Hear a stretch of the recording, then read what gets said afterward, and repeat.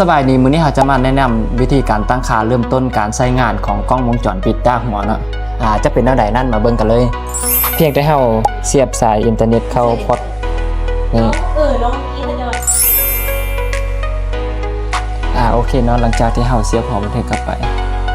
ตัวนี้มันจะให้เลือกเป็นลาว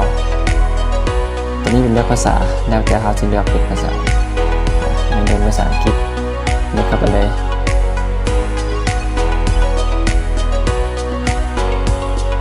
อันนี้จะเป็นพาสเวิร์ดนะครับ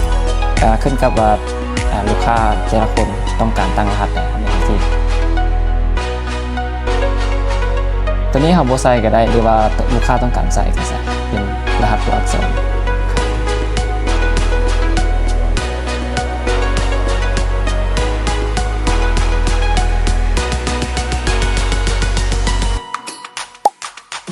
สำหรับตั้งค่าการใช้งานของบันทึกตั้งค่าเริ่มต้นก็จะประมาณนี้อันดับแรกคือคลิกขวาเข้าเมนูเข้าที่ Network แล้วเข้ามาว่า TCP/IP คลิกมา Modify แล้วมาเปิด DHCP โอเคแล้วเข้ามาเบิ่งที่ว่า P2P ตัวนี้เราได้ดาวน์โหลดไว้แล้วเนาะมันจะเปิดใช้งานหลังจากนั้นมันจะให้ลงทะเบียนแล้วก็เข้าแอปมาแล้วก็มาสแกนเข้าที่หมายบวก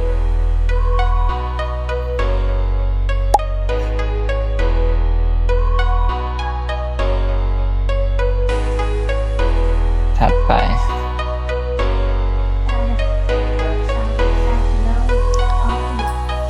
ให้มันเลือกคำว่า DVR ทับ XVR ตัวนี้จะเป็นชื่อเนาะชื่อสถานที่เป็นห้านเป็นยังเป็นเฮือนยังอะไร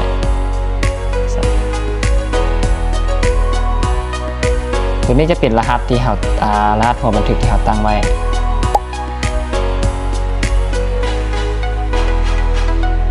หลังจากที่เราตั้งเสร็จแล้วก็หน้าตาจะเป็นประมาณนี้กดเข้า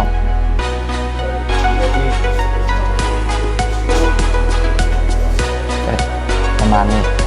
สำหรับคลิปนี้ก็จบลงเพียงเท่านี้เนาะสำหรับคลิปนี้เราจะมาแนะนำวิธีการรีเซ็ตคืนการทำงานของหัวบันทึกด้านหัวเนาะ